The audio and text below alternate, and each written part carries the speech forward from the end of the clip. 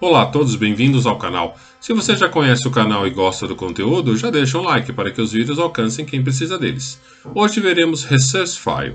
Esse tipo de arquivo contém instruções para montar a tela, utilizar strings, imagens, ícones, menus e tudo que a tela pode ter. Resource File tem uma linguagem própria para a definição do label, por exemplo, assim ele não utiliza o Create Windows, mas sim uma instrução de como criar o label. Vamos ver o código.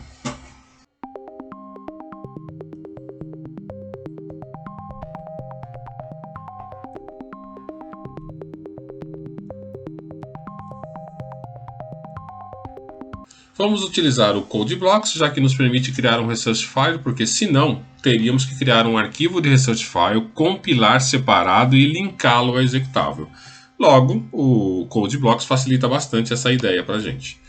Então vamos aqui em File, New, Project. Aqui embaixo no Win32 GUI Project, Go. Aqui você pode dar um skip na tela, Next. Aí, ao invés de criar Frame Based, você vai criar Dialog Based, porque todo o Resource File é a partir de um diálogo. Vamos colocar aqui, vou colocar Dialog 1, só para facilitar o nome. Next. Aqui ele vai as perguntas de sempre. E vamos dar um Finish. Sem olhar código, vamos compilar e ver o que ele vai fazer. Ele criou um diálogo aqui sem nada, vazio. Como você pode perceber, né, uma janelinha foi criada com o nome Dialog. Isso significa que a janela não foi criada com Create Windows, e sim como um diálogo. A diferença entre janela e diálogo tem mais a ver com a semântica do que com a capacidade que elas permitem. Janela tem mais a ver com a utilização de menu, barras de tarefas, barra de status. Diálogo é uma janela sem menu, sem barra de tarefas e pode ter barra de status, porém as informações contidas são específicas de uma atividade. Janela pode abrir outras janelas e diálogos. Na teoria, diálogo não abre outras janelas ou diálogos, mas no código você pode fazer o que você achar melhor. Dito isso, vamos olhar o Resource File. O CodeBlock já criou um Resource padrão para nós aqui. Se você olhar aqui em Resources, Resource.rc, isso daqui é que faz a criação do diálogo. Os dois cabeçalhos mais importantes aqui são o Windows H, que precisa das funções do Windows, e o Resource.h. Se nós olharmos aqui o Resource.h, ele só tem uma definição de diálogo aqui com o número 100. Nós vamos ver por que ele faz isso. Aqui no Language, nós estamos aqui, ó, Language 0, sublinguagem neutra, é a definição da língua. O 0 define que é a língua padrão do sistema, o que você está usando no momento. Ou você pode utilizar o código da página conforme documentação existente. Se quiser olhar a documentação, procure como Code Page Identifiers. Vamos pegar o navegador aqui. As páginas disponíveis, que são muitas, podem ser encontradas aqui. Ó. Você pode dar um Code Page Identifiers. Enter. E aqui tem identificadores de páginas de código Win32app. Aqui estão os códigos de página que você pode utilizar lá. Nós estamos usando 0, que é o padrão do sistema, mas tem outras aqui. O 437, que é Estados Unidos, por exemplo. Você pode usar tailandês, que é 874. Ó, e assim vai. Todos os códigos estão aqui nessa página. Aqui no DLG-main, está definido no Resource H. Lembra que nós olhamos aqui? Ó, ele está definido com o número 100, que é o que vem como padrão do CodeBlocks. Mas você pode colocar outro número se você quiser aqui. Por que tem um número? Porque cada item da janela e ela mesma precisa de um ID. Senão, como que o Windows sabe que sinal está sendo emitido por ela? Então, o DLG-main aqui, no caso, é o código 100. E aqui nós temos o tamanho, ó. Ele começa na posição 0 e tem um tamanho de 186 por 95. Esses daqui são os estilos. Como o diálogo vai se apresentar, por exemplo, ele tem que ter um estilo específico e o CodeBlocks já define alguns padrões. Se você prestou atenção, esses estilos aqui são muito parecidos no Create Windows. Então ele segue mais ou menos a mesma lógica. O Caption aqui é o nome que vai na janela, no título da janela, como você já viu. E o font aqui é autoexplicativo, né? Todos os campos que estão dentro das chaves do font aqui vão ter essa aparência aqui de 8 de tamanho e MS Shell Dialog. que é um tipo de fonte aqui. Você pode botar Arial, Courrier, Verdana e mudar o tipo da fonte aqui. Eles só vão funcionar se tiver aqui dentro. Então tem que se preocupar com isso. Você pode substituir aqui as chaves por Begin End. Antigamente se usava dessa forma aqui. Você dava o Begin End ao invés de dar as chaves. Mas como nós estamos mais avançados nessa parte, as chaves acho que fica mais interessante e mais inteligível. Nós temos aqui as sublínguas, que o manifesto é criado pelo próprio Codebox. Você pode deixar ou retirar, não faz muita diferença. Eu sugeriria você deixar porque pode ser útil em algum momento, e se não tiver aí, você nunca vai lembrar que precisa dele. Tá? Então deixa ele aí que não faz a menor diferença. Agora nós vamos incluir alguns itens só para brincar um pouquinho. Né? Vamos mudar, por exemplo, a largura do diálogo. Ele vai começar na 00, mas vai ter 300 por 95. E eu vou mudar o nome aqui, diálogo teste, só para você ver o que ele vai mudar. Vamos executar. E está aqui, ó, diálogo teste, você vê que o tamanho dele mudou.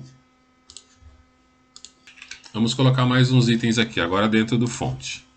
Eu vou copiar e colar porque é mais fácil para a gente não ficar perdendo tempo digitando, tá? O que a gente quer é aprender, não ficar me vendo digitar. Então aqui nós temos, ó, definição de push button, que é um botão, definição padrão, porque esse é o botão que vai ficar marcado como clicável, né? O push button mesmo, que é só o botão sem marca de clicável. A diferença aqui é default, tá? Default push button e push button. Significa que aquele quadradinho que fica em volta do botão vai ficar no OK, como se você der o Enter, ele vai ser o primeiro a ser clicado. Uma caixa de grupo para fazer um alinhamento e um texto.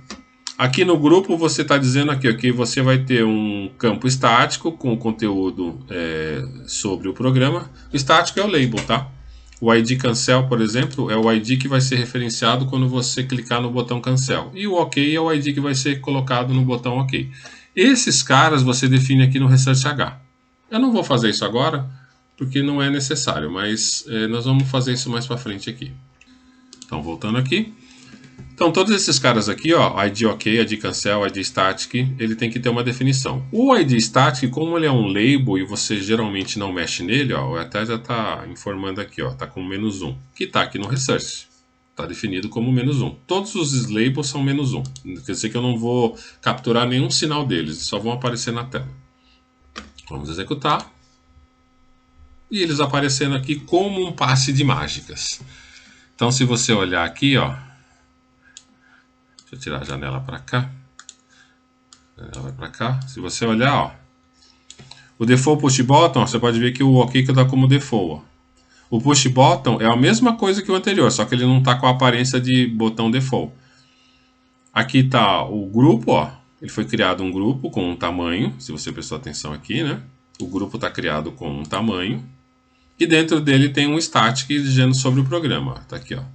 Aliás, dentro dele não, né? O texto do grupo, da caixa de grupo, é sobre o programa e ele é um texto estático. Aqui tem o tamanho da caixa do programa. E dentro dele está escrito um exemplo de texto com quebra. Você pode ver que como eu defini o grupo aqui com tamanho grande, qualquer coisa que eu escrever aqui está dentro do grupo. Ó. As coordenadas, ó, 255 e 52, englobam todos esses botões aqui. Isso é uma questão de você ir brincando e desenhando, tá? Isso é com prática que você vai pegando. Você põe o campo, aí ele fica mais para cá, aí você põe ele mais para lá, ou aumenta o group box, aí fica você vai brincando com isso daí. Mas esse daqui é um exemplo de research file. Vamos tentar capturar isso aqui. Se eu clicar no OK, por exemplo, o que vai acontecer? Então vamos para o WL comando e vamos colocar aqui. Caso ID OK. Opa, ID OK, beleza. Então eu quero que dê um printf aqui, ó, clicou no ID OK. Muito bom. Aí dá um break. E se eu clicar no ID cancel, eu quero um printf, clicou no ID cancel. Nada de espetacular. Né? Break. Agora eu vou executar. Executei, agora eu vou clicar no botão OK. Clicou no botão OK. E vou aqui no Cancel. Clicou no botão Cancel. Se você prestou atenção, você deve ter notado que eu não alterei o arquivo research.h com os IDs dos campos, porém eles funcionaram sem problemas, não foi? Ó, se eu executar de novo aqui, ó, eu cliquei aqui e ele identificou o botão ID OK, mas eu não tinha falado que eu precisava definir a numeração deles? Por que isso funcionou?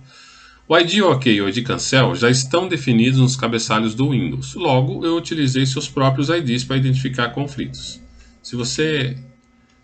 Mas é aconselhável que você crie os seus próprios IDs. Então aqui no Research ID, por exemplo, aqui no Research, ao invés de eu usar o ID OK, que é um botão que já existe, eu usaria o botão OK, por exemplo, botão OK, e o botão Cancelar. Botão Cancelar. Cancelar, isso.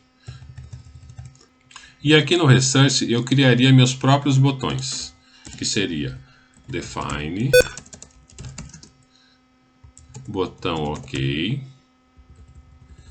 Ao invés de você ficar pensando qual que é a numeração que eu vou colocar aqui e talvez atrapalhar o Windows, você pode usar um Define que já existe, que é o WM User, que ele já começa com uma numeração, e mais um. Então, é o número que é permitido no sistema. Se eu clicar aqui, ó, vou encontrar a declaração. Ó, o número que é permitido que o usuário pode utilizar, que o sistema permite, é o 0400 em hexadecimal. Se você quiser converter para saber que número que é, mas esse aqui é o número que o usuário está autorizado a utilizar para criar seus próprios componentes. Então, tenta sempre seguir isso daqui para não ter conflito com o sistema. Nesse caso, nós estamos criando WM User mais um. Por isso que você vê em alguns cabeçalhos, é dessa forma, esse WM User mais um. E vamos botar o botão Cancelar com WM User mais 2, porque já estou usando mais um ali. Então agora eu tenho minhas próprias definições de botão. E aqui no InCpp, nós vamos colocar botão OK e botão Cancelar. Vamos mudar aqui o nome. Vamos compilar e executar. Aqui, clicar no OK, clicou, botão OK, clicou no Cancelar, botão Cancelar. Logo, todos os IDs que você cria aqui no Research File, você tem que criá-los também aqui no Research.h para que eu consiga capturar todos os sinais que eles emitem e também alterar os seus conteúdos. Tá? Então, como eu disse anteriormente, o sistema disponibiliza a numeração que você pode utilizar para um ID através do Define WM User. Você utiliza esse formato adicionando 1 ao valor anterior, para ter um ID do sistema que não entre em conflito com os IDs internos e nem externos aqui do sistema. Ok? Eu acho que por hoje já ficou legal, você já entendeu como é que funciona o Research File e como que ele funciona dentro do sistema. Ele facilita algumas coisas, mas dificulta em outras. Você tem que criar no Research.h os IDs que você vai utilizar para poder utilizar a emissão de sinais deles e também alterar os seus conteúdos. Por favor, não esqueça de dar um like, inscreva-se no canal e clique no sino para receber notificações. Obrigado!